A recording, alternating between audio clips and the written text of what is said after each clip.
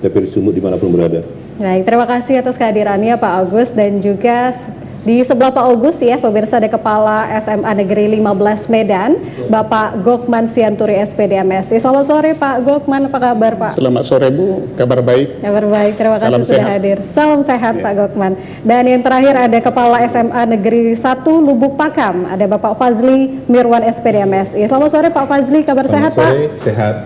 Terima kasih sudah hadir juga Pak Fazli, Kepala SMA Negeri 1 Lubuk Pakam. Baik pemirsa, ini memang menarik sekali perbincangan kita tentang peningkatan kualitas pendidikan ya menuju perguruan tinggi negeri. Ini memang tepat sekali kita angkat tema kita kali ini, dan tepat juga narasumber yang sudah kita undang sore hari ini. Baik, langsung saja kalau begitu pemirsa, saya langsung ke Pak Agus ya untuk bertanya tentang tema kita kali ini, peningkatan kualitas ini ya pemirsa ya. Nah, yang awal ingin saya tanyakan ini sebenarnya faktor utamanya apa ya Pak Agus ya untuk mempengaruhi peningkatan kualitas pendidikan di Sumatera Utara nih tentunya.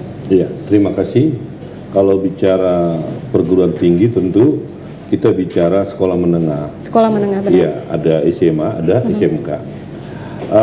Bicara SMA tentu kan ada kelas nih, kelas 10, 11, 12. Artinya sumber yang akan masuk ke sekolah tersebut. Memang hari ini kita ada beberapa metode dalam hal melaksanakan penerimaan peserta didik baru. Ada zonasi, ada jalur afirmasi, mutasi prestasi. Nah, ini juga kan salah satu faktor, ya salah satu faktor. Tapi apapun faktor dari salah satu yang saya sebutkan di atas adalah memang kalau kita melihat SMA misalnya, bahkan SMK. SMA ini kan output dan outcome-nya kan memang bagaimana yang pertama angka partisipasi tamatan itu tinggi di masuk perguruan tinggi negeri. Perguruan tinggi negeri. Ya. Nah, terus yang kedua adalah bagaimana cara supaya angka partisipasi atau tamatan SMA meningkat ya secara signifikan memasuki perguruan tinggi negeri. Ya, kalau bicara masuk perguruan tinggi negeri tentu kita bicara kuantitas dan kualitas. Ya. Maka kuantitas tentu setiap tahun target kita itu harus meningkat jumlah tamatan masuk ke perguruan tinggi. Kalau kualitas adalah tidak hanya PTN-PTN yang ada di Sumatera, tapi juga harus di luar Sumatera. Itu dari sisi kualitas ya. Bahkan sekolah-sekolah kedinasan, ya Akmil, ya seperti Akademi Polisi, STAN dan lain-lainnya. Nah, maka strategi yang harus dilakukan, ada parameter yang harus dilihat karena memang sumber input tadi kan bervariasi. Ya, betul. Ada anak yang masuk jalur zonasi, ada anak yang masuk jalur prestasi. Ya. Kalau prestasi kan sudah terukur ya. Ada anak masuk jalur afirmasi, mutasi. Nah, ini merupakan faktor-faktor yang harus kita lihat. Nah, tapi hari ini paradigma pendidikan sudah jelas berpihak kepada peserta didik atau berpusat kepada peserta didik. Artinya setiap sekolah itu harus melakukan asesmen diagnosis kognitif dan non-kognitif. Kapan itu dilakukan? Ya sejak kelas 10.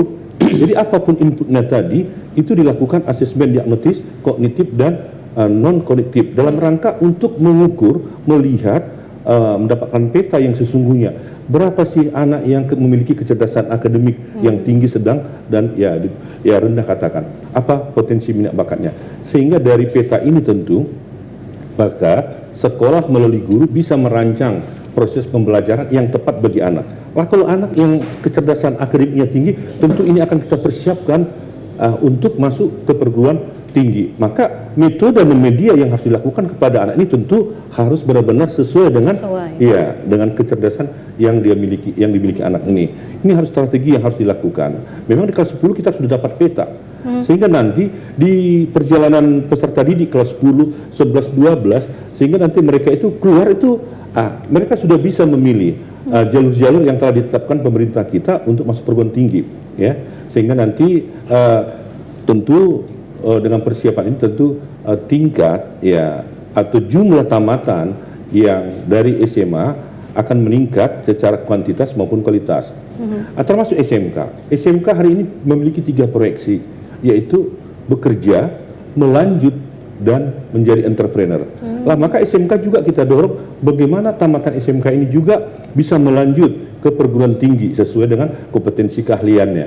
Ini juga lagi terus kita dorong sekolah dan membuat program-program bagaimana kita mendapatkan data yang sesungguhnya. SMK ini agak unik. Uniknya begini, kadang-kadang kan ada program keahlian yang begitu bervariasi. Ya, terus kadang-kadang anak tidak paham.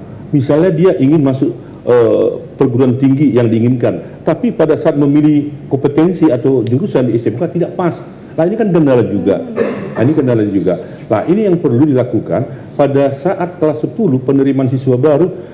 Pihak sekolah SMK harus ada tim yang memberikan penjelasan teknis dan kebijakan peraturan terkait kepada jurusan-jurusan yang akan dipilih, supaya anak ini tidak salah pilih. Kasihan kan, dia sebenarnya memiliki kecerdasan akademik, tapi karena jurusannya tidak sesuai, akhirnya kan agak repot. Nah ini yang perlu juga didorong, sehingga memang SMK sekarang, tamat SMK ini tidak hanya kita persiapkan bekerja menjadi entrepreneur, tapi harus memasuki perguruan tinggi negeri. Secara khusus memang perguruan tinggi vokasi. Itu dia. Nah ini yang pertama harus dilakukan.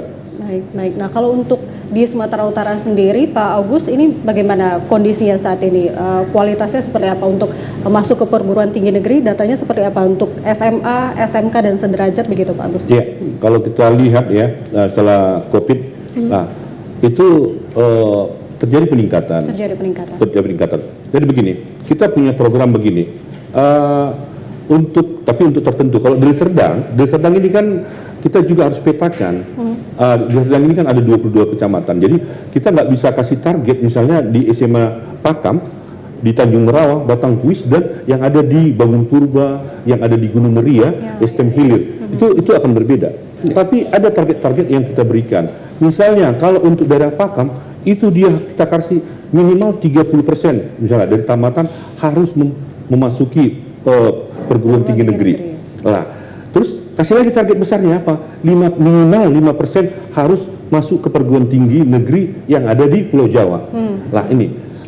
Kalau untuk kondisi yang lain, ya seperti kecamatan-kecamatan yang memang selama ini sangat minim masuk perguruan tinggi, itu paling kita kasih target, misalnya kita kasih range lah, rentang 5-10% tamatan harus masuk perguruan tinggi, dan itu naik. Seperti Estem Hilir itu naik ya, di Estem Hilir. Bahkan Gunung Meriah dulu jarang, tapi hari ini sudah ada anak yang masuk perguruan tinggi negeri. Jadi kita kasih target kepada sekolah ya, tapi melihat kondisi kecamatan dan melihat kondisi sekolah. Jadi kalau sekolah-sekolah besar itu minimal 30 ya. Kalau seperti SMA 1 Pakam, sekolah Fajri, seperti sekolah Pak Gopman ini, wah saya pikir itu kalau kita lihat REX itu 50 sampai 80 ya, 80% melanjut. Nah, 80. Jadi disesuaikan ya Pak ya? Iya, disesuaikan. Tapi pertanyaan gini Bu, apakah yang 80% ini, ya dari 80% ini harus ada lagi target besarnya? Iya, harus 30% ada di perguruan tinggi di Pulau Sumatera. Itu dia. Betul. Baik, langsung saja kita tanyakan ke Kepala SMA Negeri 15, Pak Gokman. Kalau untuk SMA Negeri 15 seperti apa targetnya Pak untuk masuk ke perguruan tinggi negeri, dan sampai saat ini pencapaiannya seperti apa Pak? Ya baik, terima kasih. SMA Negeri 15 Medan terus berupaya meningkatkan salah satu program kita, program tahunan itu meningkatkan persentase lulusan. Jadi setiap tahun itu kita buat program, salah satu diantaranya adalah peningkatan kualitas lulusan itu. Bagaimana meningkatkan kualitas lulusan itu? Yang pertama harus kita petakan dulu SDM kita, meningkatkan kualitas tenaga pendidik dan kependidikan guru-guru kita lakukan lewat pelatihan baik internal maupun eksternal. Kita lakukan juga berbagi praktek baik bagi guru-guru kita yang potensial, kita manfaatkan dan rutin kita buat setiap hari Jumat setelah selesai proses pembelajaran. Nah, ini berbagi praktek baik. Dan juga kita manfaatkan guru-guru penggerak kita yang sudah lulus, guru-guru penggerak, berbagi. Di samping itu yang terutama adalah bagaimana peningkatan disiplin baik terhadap siswa maupun ke guru. Kemudian kita libatkan orang tua, bagaimana supaya punya perhatian, peran juga meningkatkan kualitas sekolah kita. Pelibatan orang tua kita undang, bahkan kita lakukan parenting class, kita undang orang-orang tua yang punya profesi mengajar di kelas, kita fasilitasi. Ya, kemudian kita bekerja sama dengan berbagai bimbel untuk bekerja sama. Kita mendorong juga melalui orang tua, si siswa jujur aja, apa yang diberikan oleh guru kita itu di kelas tidak cukup ya, tidak cukup. Jadi dia harus menambah belajarnya lewat bimbingan belajar, mengikuti. Kita tidak akan terserah memilih bimbingan belajar yang diinginkan. Kemudian di kelas sekarang ini kan kurikulum kita tahun kedua ini kurikulum merdeka, sebelumnya kurikulum 13. Dimungkinkan kita lakukan kelas unggulan. Ya. Jadi ini terus kita petakan, kita kawal. Setelah dia kelas 3, kita lakukan pembekalan terhadap peserta didik kita ini untuk menentukan kemampuannya kemana perguruan tinggi dan prodi-prodi yang diinginkan. Dan kita juga bekerja sama dan kita anggarkan di dalam pembiayaan bekerja sama dengan psikolog, psikotes. Jadi ada rekomendasi dari psikolog ini terhadap siswa perguruan tinggi prodi apa yang diinginkan sesuai dengan bakat dan kemampuan dia. Setelah ini kita lakukan, ada peningkatan yang signifikan setelah kami di sana 2021 yang masuk jalur undangan SNMPTN namanya ada 17. Tapi kita lakukan program kita ini yang seperti yang saya katakan tadi, 2022 terjadi lompatan dari 17 menjadi 53. Wow. Yang jalur undangan SNMPTN namanya, seleksi nasional masuk perguruan tinggi negeri. Ya. Kemudian dengan pendekatan ini juga bekerja keras, semua kita arahkan potensi yang ada, jalur SBMPTN, jalur tes yang dulunya 70, 2022 langsung menjadi 124. Wow. Jadi di 2022 kita meluluskan 177 masuk perguruan tinggi negeri. Dan persentase itu ada sekitar 47,16% dari jumlah keseluruhan siswa. Di 2023 juga meningkat menjadi 48,5%, di 2024 itu juga bisa kita pertahankan sekitar 48,75%. Dan yang membanggakan bagi SMA 15 adalah kita bisa menembus perguruan tinggi di Pulau Jawa, seperti UGM, ITB juga ada, UI juga, IPB, Brawijaya. Dan seperti tahun ini ada masuk ke kedinasan 5 orang, ada yang ke STIS 3 orang, ada yang ke STAN. Itu yang kita banggakan. Jadi artinya kita sangat sependapat dengan topik kita ini yang sponsori oleh TPRI Sumatera Utara. Terima kasih bahwa peningkatan kualitas pendidikan itu akan mendorong peningkatan persentase masuk perguruan tinggi negeri. Kita sepakat itu. Kita sepakat itu. Jadi kualitas pendidikan itu yang kita lihat adalah sejauh mana sekolah itu lulusannya berprestasi, baik masuk perguruan tinggi negeri maupun ke prestasi-prestasi non akademiknya. Demikian menurut kami. Baik, luar biasa sekali pencapaiannya begitu ya Pak. Jadi memang semuanya terkait begitu ya Pak ya, baik itu dari pihak sekolah, orang tua dan stakeholder yang lainnya yang juga untuk bersama-sama meningkatkan kualitas pendidikan, meningkatkan kualitas anak-anak murid didik, anak-anak didik kita seperti itu ya Pak. Benar. Ya? Jadi semua stakeholder itu harus kita libatkan bersama-sama di sana. Betul sekali. Saya ke Pak Fazli, Kepala SMA Negeri 1 Lubuk Pakam. Memang kalau untuk peningkatan ini memang selalu ada target setiap tahunnya kita menginginkan yang lebih tinggi lagi, lebih baik lagi dari tahun sebelumnya begitu ya Pak ya. Kalau untuk di SMA Negeri 1 Lubuk Pakam, apa nih Pak upaya untuk meningkatkan kualitas pendidikan di SMA Negeri 1 Lubuk Pakam tentunya untuk muridnya, siswanya, kemudian tenaga pengajarnya, seperti apa Pak? Kalau untuk SMA Negeri 1 Lubuk Pakam ya menyambung apa yang disampaikan oleh Pak Kacabdis tadi. Memang kami di 2023 diberikan tantangan sama Pak Kacabdis bagaimana supaya bisa meloloskan perguruan tinggi negeri Pulau Jawa. Targetnya 5%, tapi kami dapat sekitar 12%. Ya. Dan itu beragam, ada yang di UI, ada ITB, ada UGM. Ya langkahnya dimulai dari langkah-langkah kecil. Saya tunjukkan sama Pak Kacabdis kemarin bahwa kami itu gedungnya bertingkat. Jadi setiap tingkat kita buat nama universitas yang akan dipingininya anak-anak gitu ya, yang akan dicapai. Tujuannya apa sih Pak Fazli? Tujuannya apa? Tujuannya yang pertama tentunya anak-anak biar tahu, supaya tahu ya bahwa universitas di Pulau Jawa itu apa-apa saja. Mereka belum kenal juga Brawijaya mungkin, seperti itu ya. Jadi kemudian kami buatkan ya, motivasi. Kemudian kami bikin bertingkat sampai jenjang paling atas ya UI lah tentunya ya, ITB gitu ya. Itu adalah langkah-langkah kecil. Kemudian selanjutnya ya tentunya pemberian informasi dan sosialisasi kepada peserta didik kita ya, tentunya untuk langkah-langkah ke depan bagaimana mencapai sekarang ini 43%.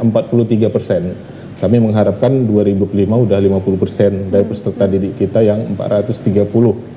Mudah-mudahan bisa tercapai 215 seperti itu ya.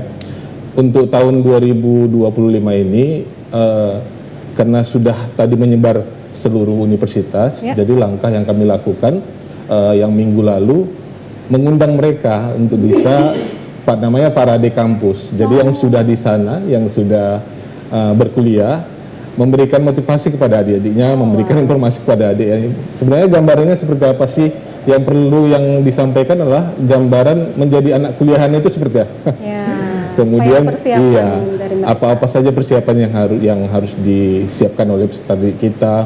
Dan yang tak kalah pentingnya adalah bagaimana peserta didik itu mengetahui juga perjuangan untuk mendapatkan KIP kuliah. Karena kan kita tahu juga ada yang mampu, ada juga yang kurang mampu. Jangan sempat yang kurang mampu ini tidak kita akomodasi gitu ya, tidak kita akomodir. Kalau menurut saya kualitas pendidikan itu kalau dilihat dari lulusan perguruan tinggi negeri ini, saya rasa itu menjadi tolak ukur. Jadi apa yang kita dapatkan, karena materi-materi yang ada di sana sejak 2023 itu kan dulu namanya kan SNMPTN dan SBMPTN. Sekarang namanya SNBP dan SNBT untuk yang tes gitu ya. Kalau dulu berbasis mata pelajaran, kalau sekarang dia hanya 4. Yang pertama tentunya skolastik, penalaran matematika, literasi bahasa Indonesia dan literasi bahasa Inggris. Jadi kita perlu tahu juga memetakan sebenarnya yang diujikan itu apa saja gitu ya.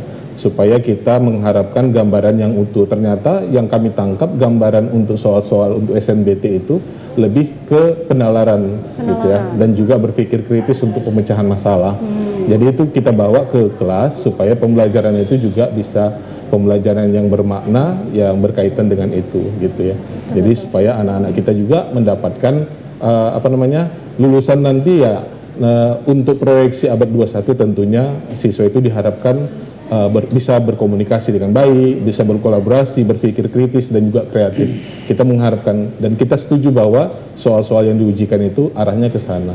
Jadi kita akan bawa ke ruang kelas masing-masing gitu ya. Wah, baik sekali. Wah, luar biasa sekali. Jadi memang setiap sekolah punya strategi masing-masing gitu ya pemirsa untuk meningkatkan kualitas anak-anak didiknya, peserta didiknya juga tenaga pengajarnya tentunya. Baik, kita akan lanjutkan kembali perbincangan kita pemirsa setelah yang berikut ini. Kami masih akan kembali tetap bersama kami di Sumut Menyapa Kupas Tuntas.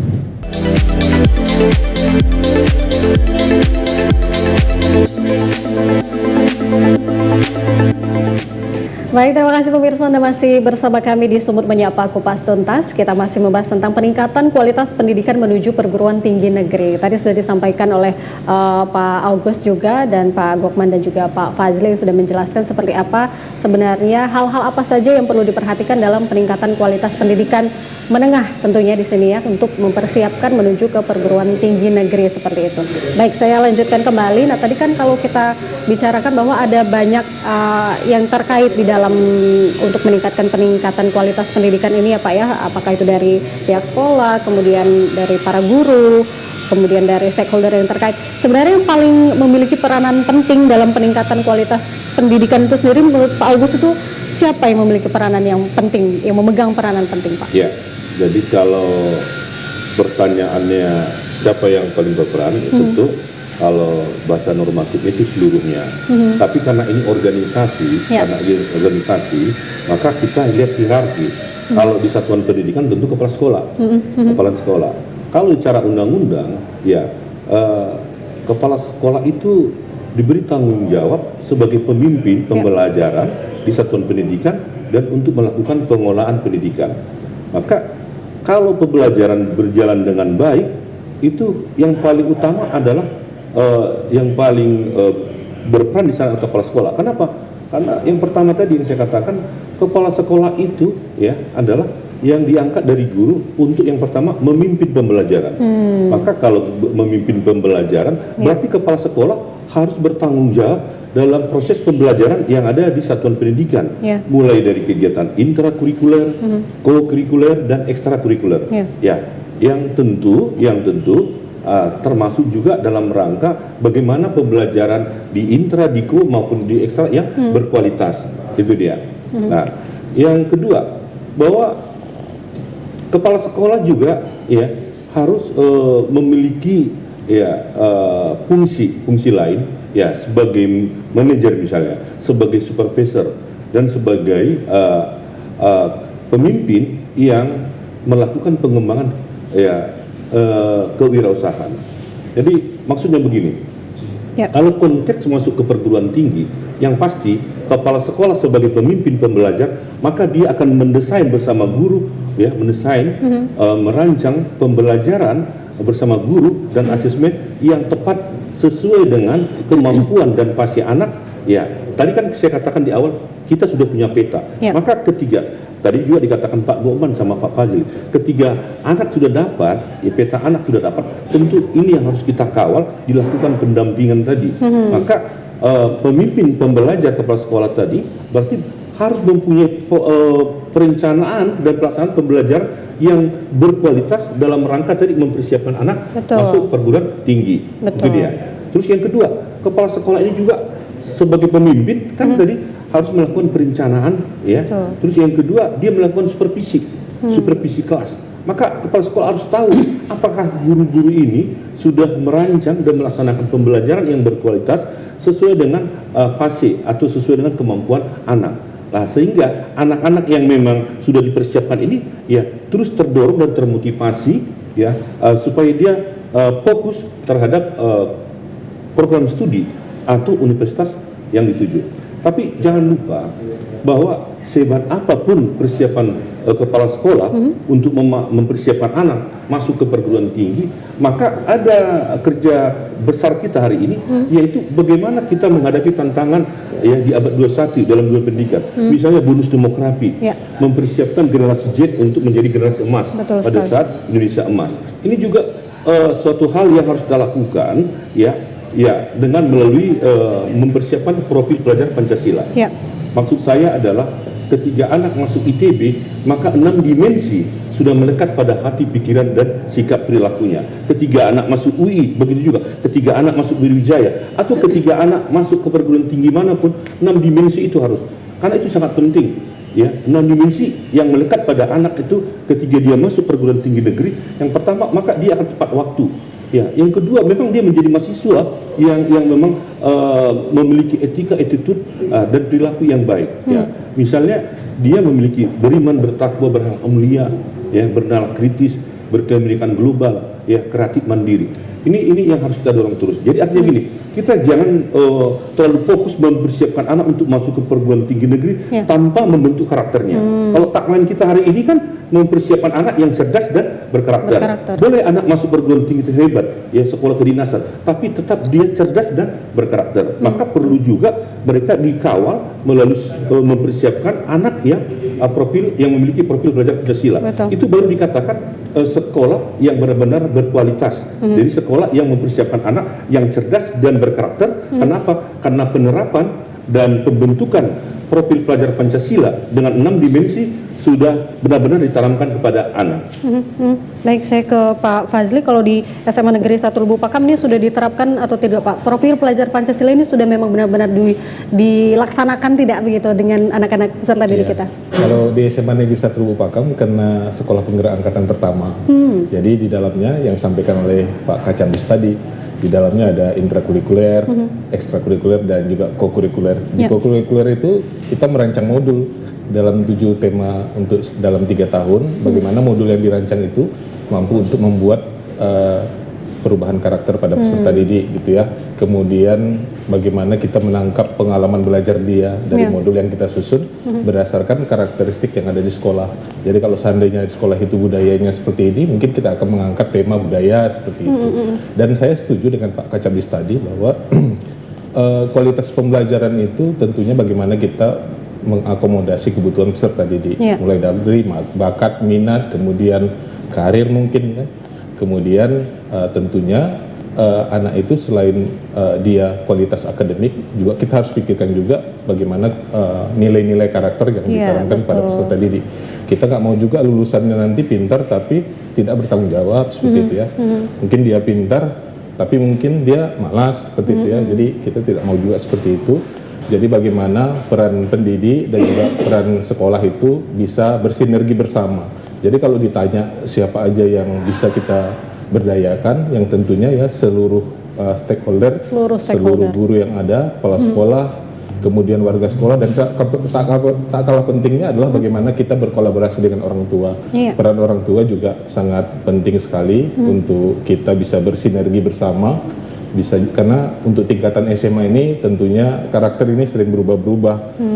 Kadang kenakalan remaja ada di SMA gitu kan. Jadi kita harus berkolaborasi dengan orang tua, dan saya rasa harus kita evaluasi terus-menerus, secara terus-menerus bagaimana pendidikan, mulai dari rapat pendidikan. Mungkin rapat pendidikan itu kita tahu potret pendidikan yang ada di sekolah ya, apakah sudah mengakomodir kebutuhan peserta didik, baru kita buat langkah-langkah untuk bisa menciptakan pembelajaran yang bermakna di kelas. Betul. Jadi benar sekali ya, saya setuju juga yang disampaikan oleh Pak Kacabdis tadi, bahwa memang yang memiliki peranan penting itu kepala sekolah ini ya Pak ya, karena dialah yang bertanggung jawab, yang memang hierarki tertingginya di lembaga pendidikan adalah kepala sekolah, memiliki tanggung jawab untuk ya mengupayakan ke semua stakeholder itu berjalan dengan baik begitu ya. Saya ke Pak Gokman di SMA Negeri 15 Medan, tadi Pak Gokman sampaikan ada diberikan waktu khusus setiap hari Jumat begitu ya Pak ya untuk pelatihan para guru. Sebenarnya seberapa penting Pak pelatihan yang diberikan kepada para guru, kemudian evaluasinya seperti apa? Ada tidak peningkatan yang memang secara signifikan didapatkan oleh para guru seperti itu?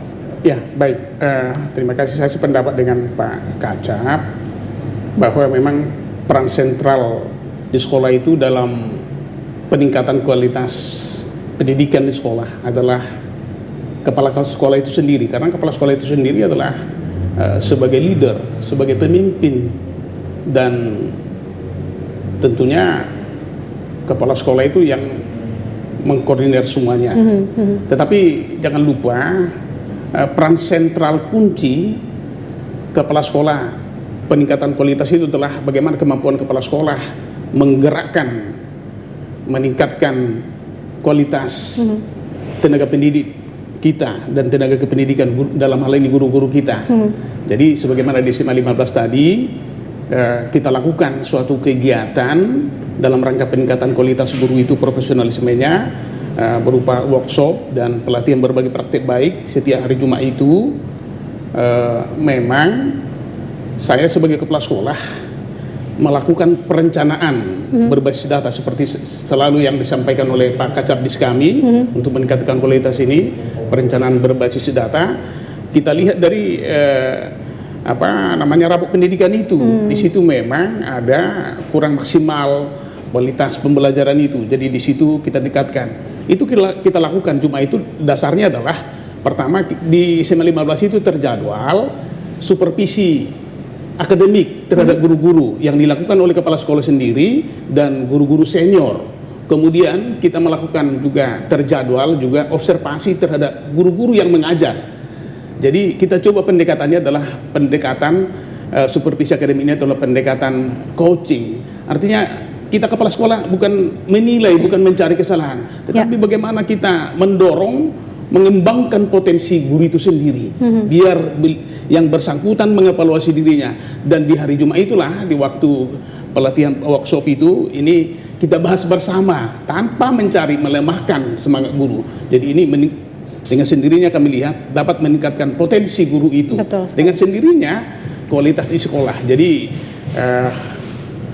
benar, saya setuju dengan Pak Kacab. Kepala sekolah merupakan agen perubahan di sekolah itu untuk kemajuan pendidikan. Jadi kalau menurut saya kepala sekolah itu harus bisa menjadi contoh yang baik.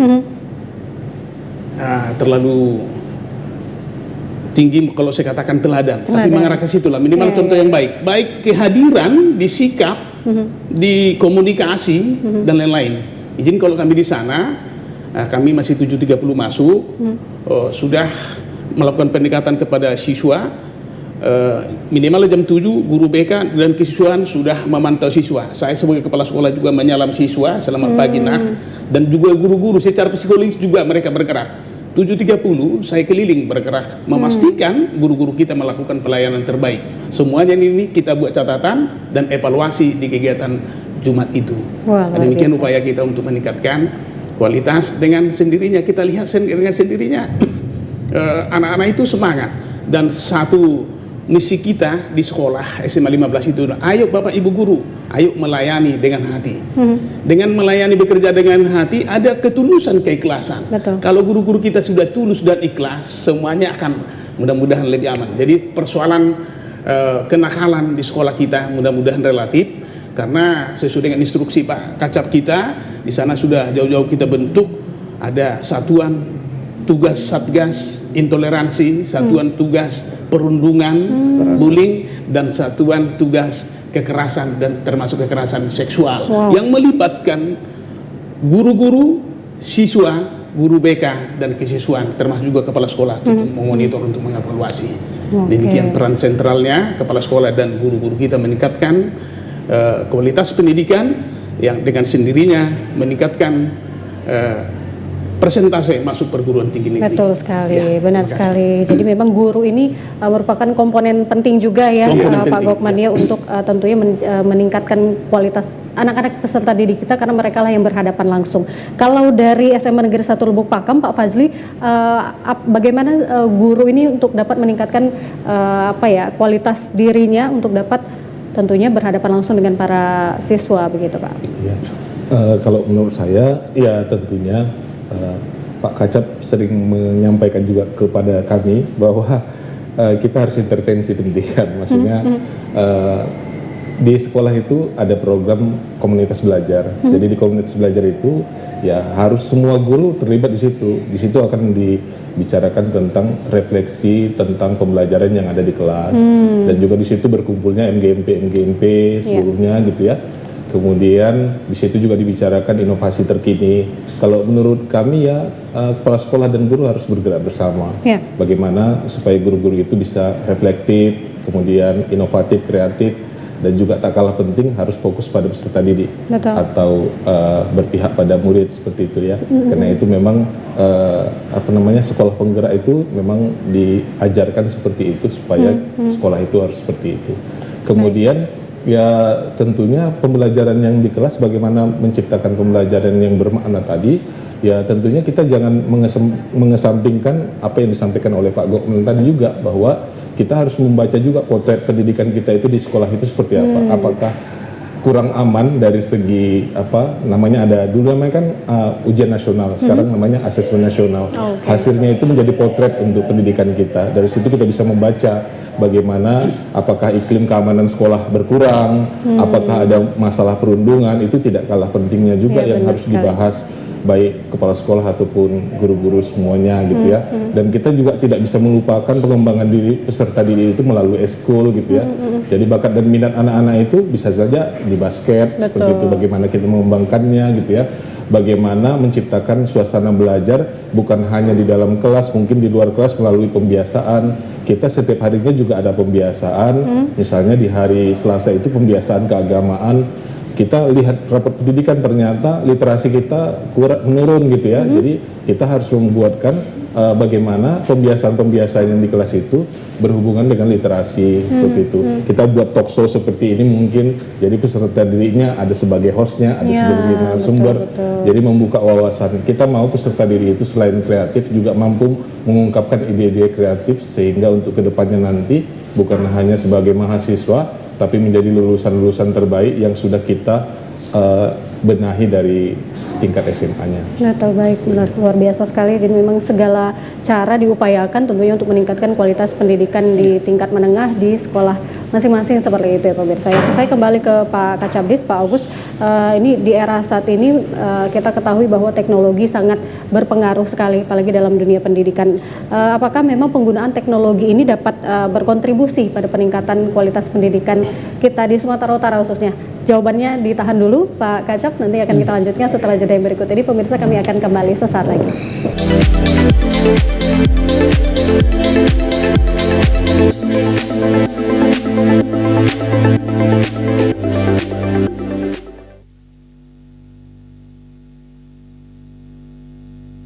Sumut menyapa kupas tuntas ya, kita masih ditemani oleh Pak Kacabdis wilayah 1 Dinas Pendidikan Sumatera Utara ya, Pak August, juga ada 2 kepala sekolah di sini, Kepala Sekolah SMA Negeri 15 dan juga Kepala Sekolah SMA Negeri 1 Lubuk Pakam. Tadi sudah bercerita seperti apa strategi mereka dalam tentunya meningkatkan kualitas pendidikan di sekolah masing-masing seperti itu. Nah, tadi sebelum jeda saya tanyakan kepada Pak Kacab ya, seperti apa sebenarnya peran teknologi ini dalam meningkatkan kualitas pendidikan tentunya di Sumatera Utara. Memang seberpengaruh itu Pak adanya teknologi ini, atau sepertinya biasa aja sebenarnya begitu Pak? Seperti apa sebenarnya? Nah, jadi gini, ada seorang profesor mengatakan setiap zaman ada orangnya, setiap orang ada waktunya. Itu artinya begini, kalau ada lagi pertanyaan begini, kurikulum mana sih yang paling baik di Indonesia ini? Nah, tentu jawabannya kurikulum yang diberikan sesuai dengan zamannya. Sesuai zamannya pada saat itu. Oke, maka itu clear dulu ya. Maka kita lanjut. Lah pertanyaan sekarang, kalau setiap zaman ada orangnya, pertanyaan siapa orang hari ini? Maksudnya pelajar kita. Hari ini adalah generasi Z. Lah kenapa generasi Z? Generasi Z hari ini dia hidup di revolusi industri 4.0. Ya, dia lahir tumbuh berkembang di era digital. Lah tentu pengaruh digital, teknologi informasi dan komunikasi terhadap anak, terhadap peserta didik, tentu itu sangat dominan, baik cara pikirannya, mindsetnya, wawasannya. Maka sekarang pemanfaatan teknologi informasi dan komunikasi bagi proses pembelajaran, bagi dunia pendidikan itu hal yang wajib. Artinya ada pengaruh, pasti ada pengaruh. Nah, ada pengaruh. Lah sekarang Pak Menteri kita, Pak Menteri Pendidikan dengan kurikulum Merdeka. Ya, banyak membangun platform-platform, membangun sebuah sistem dalam rangka mengakomodir zamannya tadi, orangnya tadi. Karena kita kan generasi Z yang hidup di era teknologi digital. Tentu makanya tidak terlepas dari itu. Tapi begini, tapi kita juga tidak boleh sangat keliru. Oke, sah-sah aja bahwa teknologi informasi dan komunikasi itu bagian dari proses pendidikan, bagian dari dunia pendidikan. Tapi ingat bahwa ada hal yang tidak bisa disentuh oleh teknologi digital, yaitu karakter. Sikap perilaku. Itu dia. Lah, maka ketika sekolah sudah melaksanakan proses pelayanan dan proses pembelajaran berbasis digital, maka sentuhan, pendekatan terhadap anak dari sisi hubungan emosional, interaksi dalam rangka pembentukan karakter itu jangan ditinggalkan. Artinya begini, contoh, kan nggak boleh begini, guru dia ini kan era digital, generasi Z. Oke, dia memanfaatkan gadget misalnya, ya, atau Android. Anak-anak, ini saya tembak nih barcode di slide. Udah silakan tembak itu barcode itu ada link. Udah silakan belajar. Kan pendekatan satu sisi itu boleh sah-sah aja tergantung apa materinya. Tapi pendekatan yang lain kan guru kan harus memiliki kecerdasan kepribadian, sosial, dan profesional. Artinya dia juga harus melakukan pendekatan, karena ingat, sekolah yang berkualitas hari ini adalah sekolah yang menerapkan bahwa pembelajaran berpusat kepada anak. Kenapa? Anak kita unik, anak kita berbeda, berbeda dari kecerdasan. Ada kecerdasan logik, ada verbal, ada kinestik. Lah, pendekatan ini yang perlu dilakukan. Artinya kita sepakat teknologi informasi komunikasi adalah sebuah bagian yang tidak terpisahkan dari pendidikan, dan itu dimanfaatkan untuk sebuah proses pembelajaran dan untuk proses pelayanan pendidikan dalam rangka menaikkan pelayanan dan mutu. Ya, tapi jangan lupa pendekatan secara person juga harus tetap dilakukan, dengan melakukan fungsi guru. Fungsi guru itu apa? Guru harus bisa mendidik, membimbing, mengarahkan. Kalau mengajar kan udah pasti, tapi mendidik, mengarahkan, membimbing, fungsi itu jangan ditinggalkan. Itu menurut saya. Baik, luar biasa sekali. Jadi memang ada orang pada zamannya itu memang benar sekali ya Pak ya, istilah zaman dulu itu ya pemirsa ya. Baik, saya lanjutkan kembali ke Pak Gokman mungkin ya, di SMA Negeri 15 Medan ya. Kalau untuk kurikulum sendiri Pak Gokman, ini kan saat ini yang sedang dianut adalah kurikulum Merdeka begitu. Nah ini seperti apa peran dari kurikulum itu sendiri Pak Gokman untuk mempersiapkan siswa kita menghadapi tantangan di perguruan tinggi negeri tentunya. Menurut Pak Gokman seperti apa peran dari kurikulum Merdeka tentunya? Ya, baik. Khusus di SMA 15, penerapan implementasi kurikulum Merdeka itu tahun kedua. Jadi diberlakukan untuk kelas 10 sekarang dengan kelas 11. kelas 12 kita masih menganut kurikulum K13. iya, Jadi kita masih dalam transisi ini. Khusus penerapan kurikulum Merdeka itu saya pikir sangat bagus seperti yang disampaikan Pak Kepala Cabang Dinas Wilayah 1 tadi. Kita tidak hanya mendorong siswa itu cerdas, tapi seperti pesan Bapak temanya ke Capdis Wilayah 1, bagaimana mewujudkan anak cerdas dan berkarakter. Jadi dengan kurikulum Merdeka ini kita terapkan luar biasa, mampu menggerakkan potensi si anak itu lewat P5 itu Bapak ya, P5, proyek penguatan profil Pancasila. Jadi di sana kita lihat seperti yang disampaikan Bapak di SMA 1 Pakam tadi, di SMA 15 ini tahun kedua. Terus kita lakukan ini dengan tema-tema yang sudah ada, ini betul-betul kita lakukan. Lalu kita berikan ruang dan gerak kepada anak itu. Mereka menunjukkan berbagai potensi-potensi bakat dan minatnya, dan ini yang harus didorong, disentuh dan dikembangkan potensinya. Jadi menurut kami ini sangat relevan, kurikulum Merdeka ini diterapkan dalam meningkatkan potensi diri si anak, di mana pendidikan itu berpusat kepada si anak. Di samping itu juga terkait dengan disampaikan Pak Kacap tadi, teknologi itu memang punya peran juga, tetapi di samping dia punya kontribusi yang positif, juga ada negatifnya. Maka di sana peran sekolah juga melakukan pengawasan. Di SMA 15 penggunaan gadget atau HP itu diserahkan kepada guru. Ketika itu digunakan dalam sarana prasarana media dan pembelajaran, silahkan digunakan. Ketika guru itu tidak memerlukan itu, ada kita sediakan tempat untuk mengumpulkan HP si anak itu. Dan setelah selesai pembelajaran diri itu lalu diserahkan lagi kepada si anak. Jadi betul-betul kita awasi. Yang kedua, dengan kehadiran teknologi ini bisa kita geser ujian berbasis kertas menjadi ujian berbasis aplikasi kepada si anak. Ini juga bisa mengurangi juga cost-nya. Jadi semuanya kita manfaatkan untuk kebaikan dan kemajuan, intinya meningkatkan potensi si anak. Betul Demikian. sekali. Ya. Dari Pak Fazli tanggapannya seperti apa yang disampaikan oleh Pak Kacap mengenai digitalisasi, kemudian kurikulum Merdeka saat ini perannya seperti apa untuk meningkatkan kualitas anak didik kita tentunya?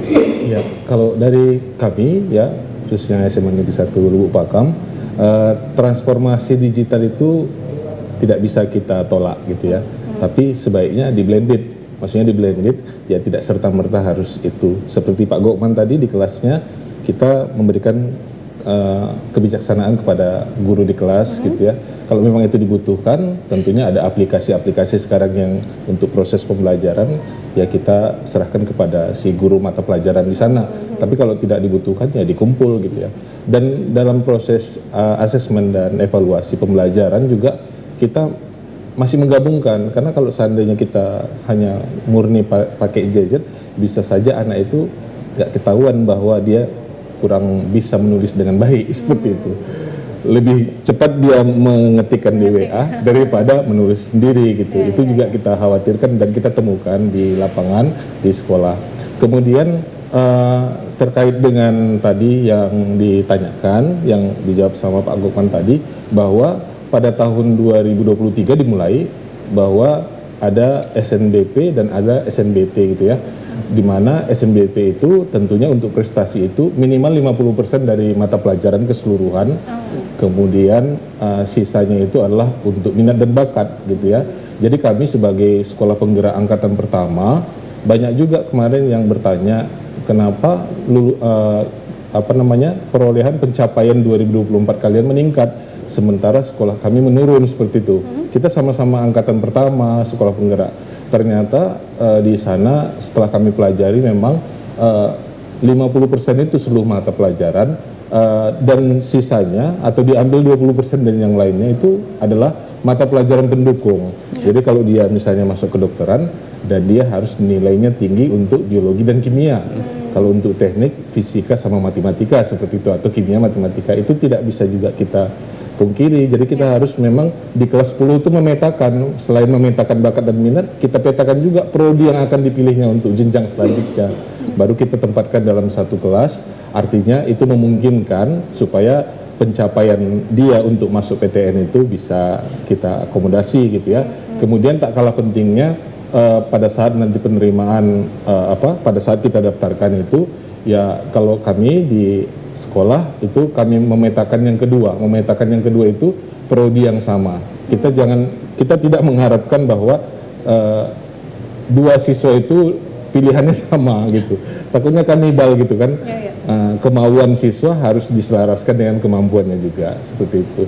Jadi kita akomodir dulu, kita ambil semua datanya, ternyata jurusan kedokteran itu ada 17 orang seperti itu. Ya kita memberikan kesempatan kepada yang lebih tinggi nilainya. Yang lainnya bukan kita tidak berikan kesempatan, kita berikan kepada universitas mungkin yang di bawah passing grade-nya seperti itu. Jadi disesuaikan seperti itu ya Pak Fazli ya. Baik, saya kembali ke Pak Kacap di sini. Karena memang setiap zaman itu berbeda-beda tantangannya begitu ya Pak Kacap ya. Kalau untuk di era saat ini tantangan apa yang dihadapi para siswa ini dalam menghadapi masuk perguruan tinggi negeri seperti itu di era saat ini untuk Pak Kacap? Iya, jadi saya lihat ya daya saing tinggi, tapi daya juang nggak mengikuti. Ya, saya ulangi, daya saing tinggi artinya kan akan terjadi kompetisi yang sangat ketat. Betul. Karena kalau kita hitung jumlah perguruan tinggi negeri Indonesia, kalau kita petakan lagi per provinsi, ya dibandingkan dengan jumlah tamatan, ya tingkat SLTS se-Indonesia itu kan sangat tinggi. Lah berarti kan daya saing yang begitu tinggi, ya tidak diimbangi dengan itu tadi daya petarung dia.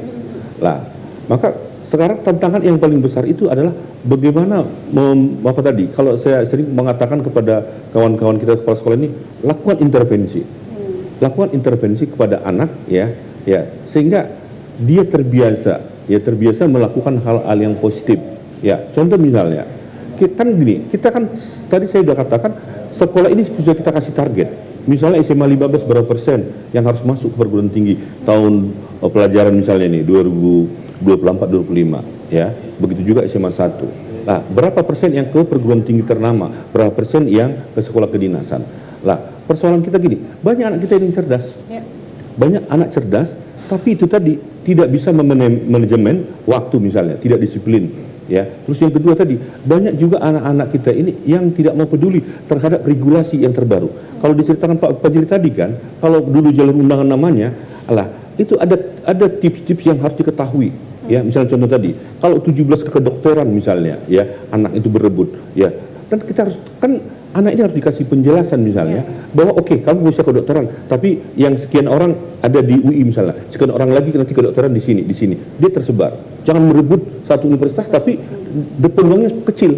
Nah, ini yang menjadi hal yang membuat memasuki perguruan tinggi yang diinginkan itu kecil kemungkinannya. Karena kan saya pikir begini, perguruan tinggi itu kan tidak melihat kampusnya. Dimanapun dia kuliah, kalau memang dia bagus, karakternya bagus, nggak ada masalah. Nah, itu dia. Nah, ini harus dilakukan. Jadi daya saing tadi tinggi, tapi daya juangnya yang apa? Maka bagaimana kita membentuk daya juang anak ini? Ada orang begini, anak masuk perguruan tinggi itu kan karena bimbel gitu ya. Oke, itu kan bisa iya kita nggak memungkiri itu.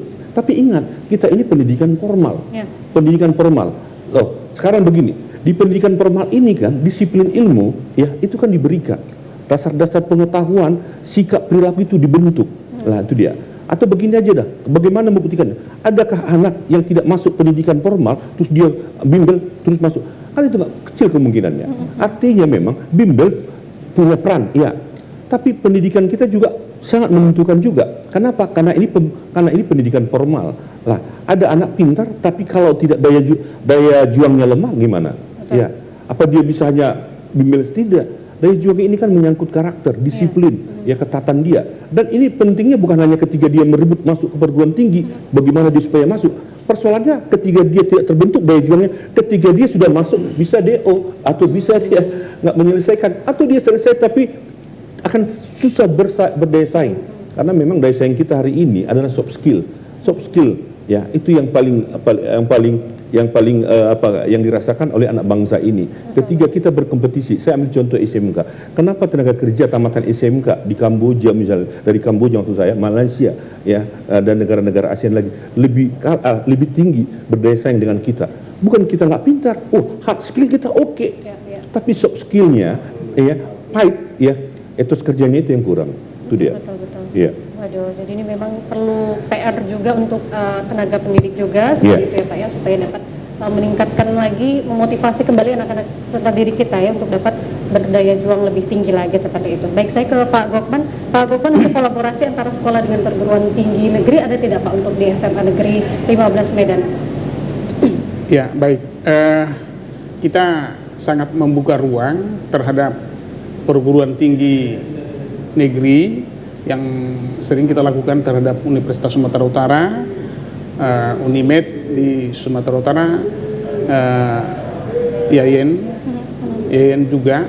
Demikian juga perguruan tinggi yang dari luar juga kita kasih ruang untuk sosialisasi di sekolah-sekolah, dan kita juga berkolaborasi